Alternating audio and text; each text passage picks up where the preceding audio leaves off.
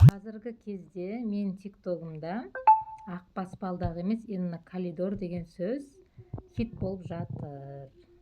Коридор деп айтқаным үшін елдер бір-бірімен спорласып ұрсайын деп жатыр. Сабыр сақтаңыздар, ұрыспаңыздар. Маған да коридор деп айтқан өте ыңғайлы. Мен білемін, бұрында орыс тілінен 5-ке оқығанмын, диктантты да 5-ке жазатынмын.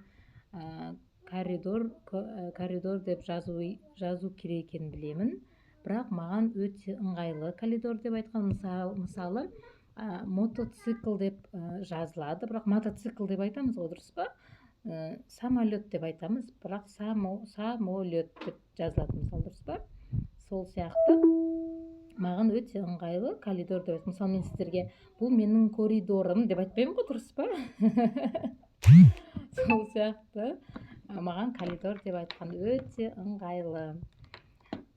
Сол үшін олай айта бермеңіздер. Енді әр сөздің жазылуы басқа, оқылуы басқа деген сияқты ғой. Мен өзіме ыңғайлы болғаннан кейін солай айтамын. Көп нақты оқып отырсам комментариядағы қыз-келіншектер осылай қалай өзіне ыңғайлы солай айтады екен.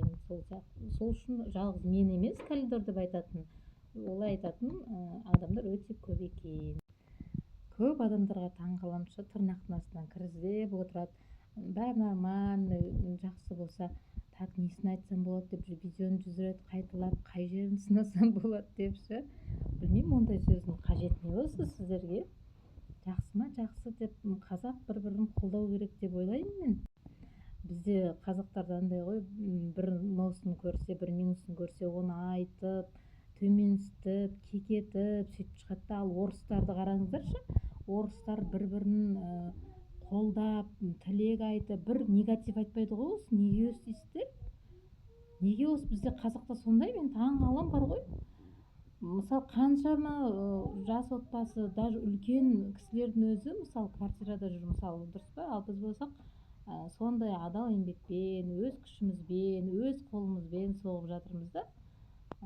Ондайға мен ойлаймын, жақсы пікір қалдырып, тек жақсы сөз айту керек деп. Ал жақсы жазып отқан, жақсы тілек айтып отқан кісілерге үлкен рахмет.